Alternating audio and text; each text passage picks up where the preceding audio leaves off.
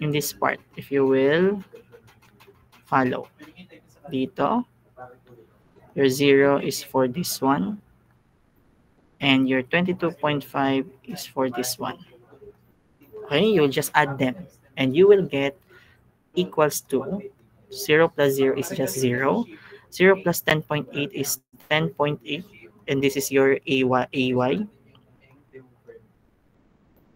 plus 22.5 plus 14.4 is just approximately 36.9 AZ. Okay, and that will be the E total. Ano? This is your total E. Can you guys follow? Kaya pa? Humihinga pa po. Mahinga pa, no? Okay. Ayoko na. So this is this is just 45 AZ volts per meter. EA is 10.8 plus 36.9. Okay? AZ. Volts per meter. Volts per meter. Okay? Ganda ng boses nila. Ayoko na. Kaya niyan, guys. Oh, ito, madali lang to. Promise. Mamatay man si ano. Joke lang. Madali lang to, guys. Kunin natin yung... Huwag naman, sir! Hindi. Ito, madali lang to, promise. Okay? So, sir, paano ito pag ginawa to? A line charge having a charge density of 3x squared lies along the x-axis. Find the total charge on the x-axis from 0 to 10. Promise, madali lang to. Mamatay man si ano. Okay? O, wala akong sinasabi po kanina. Sir, paano mo masabi madali? Ikaw, Darlene, ang sinasabi ko. Uy, ayoko pa. Hindi, joke lang. Sorry. Okay. So, this is just, anong gagawin natin dito sa part na to? Again, this is easy one. Integrate it. Okay? You're just going to integrate it. What are your limits? 0 to 10. Okay? And then, 3x squared. This can be calculated directly in your calculator. Diba? So that is this is the only thing that you will going to get or that you will going to do in this example. So if you are given the limits from x is equals to 0 and x is equals to 10 meters, then it's just 3x squared. So you will just find the integration of this one. Okay? So what is the unit for Q? Your Q is equal to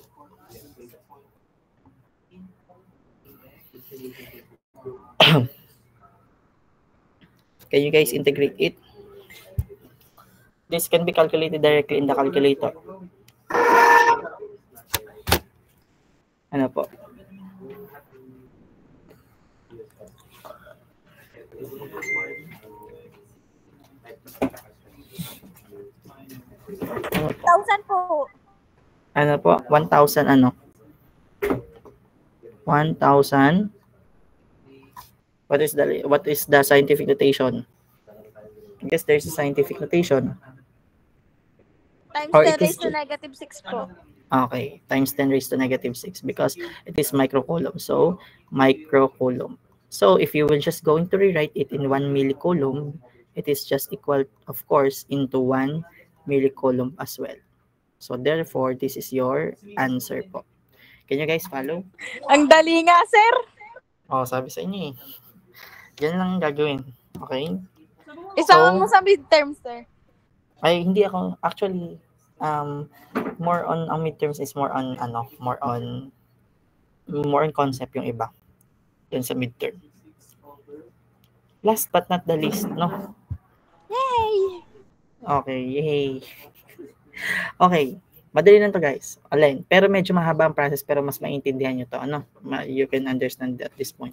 On the line described by x is equals to 2 meters and y is equal to negative 4 meters, there is a uniform line charge distribution of density rho L equals 20 nanocoulomb per meter. Determine the electric field at negative 2, negative 1, 4 meters. So first thing that you're going to do guys is, of course, to find the distance. Okay? So you're going to find the distance. So, paano natin i-find yung distance?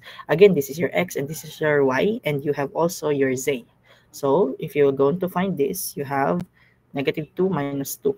Negative 2 minus 2 ax. Again, saan po nang galing? So, where did it came from? Negative 2 minus 2. Okay? And then, plus, your AY is negative 1 minus negative 4. So, technically, this is negative 1 plus 4 AY. Okay? And then, for this just, there is no Z given, so it is just for AZ. So, can you guys follow? Yes po. Yes po. Okay.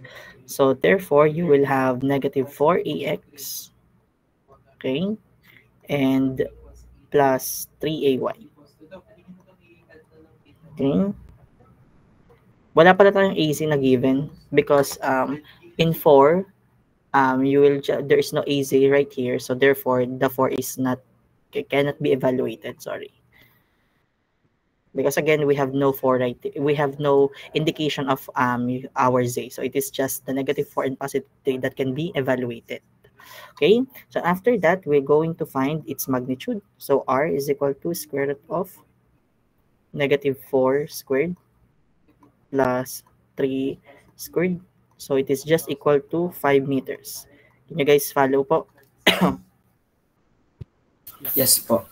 Yes po, sir. Okay. Opo. Madali na to.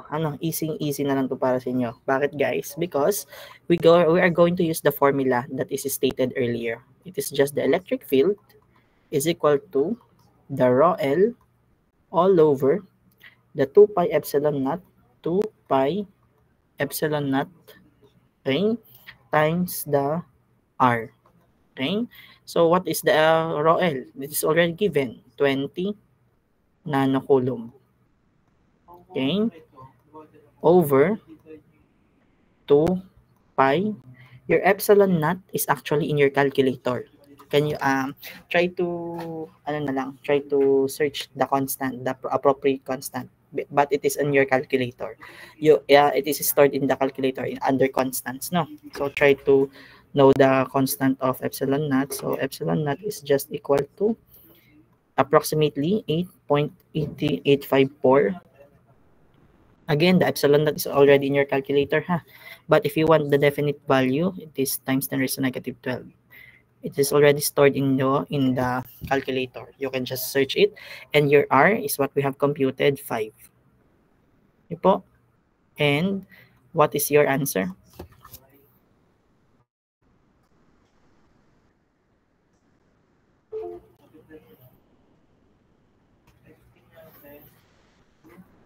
$71.90 po. Okay, thank you. It is 71.9 volts per meter.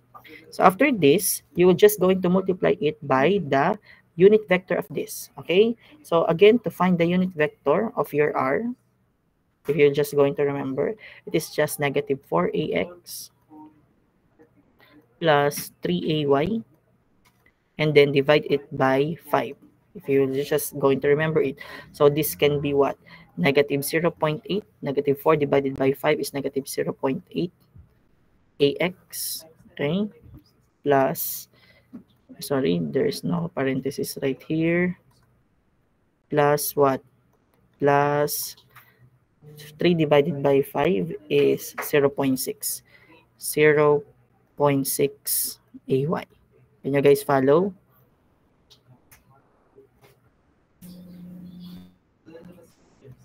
Nakakasunod po tayo Yes dito. po, sir.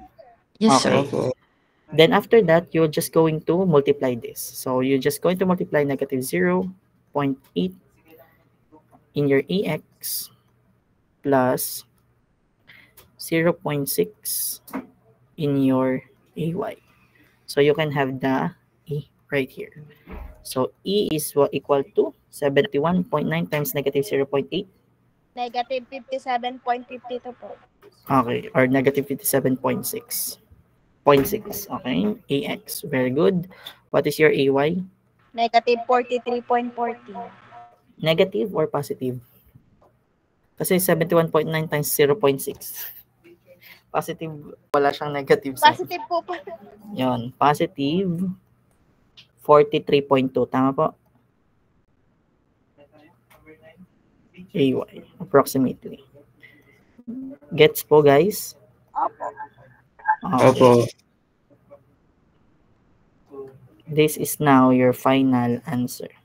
So, anong formula? What formula do we follow? It is just equal to, just remember the structure of the question, guys, no? It is just equal to, E is equal to yung E talaga natin times the R itself. Okay? Dito kayo pupunta pag hindi nyo na kaya. ER sa emergency room pag hindi nyo na kaya ang EMAGS. Okay. So, this is just negative 56 AX plus 43.2 AY. So, guys, can you get it po? Yun. Thank you. Yes, bro. So, Thank you, Chaplain. okay. How was it, guys? Kumusta ang how was EMAG so far? Nilalagnat na po. Ayoko na, sir. Dumadagdag na. Guys, again, if you're going to look at your module, no? Tingnan natin, wait lang.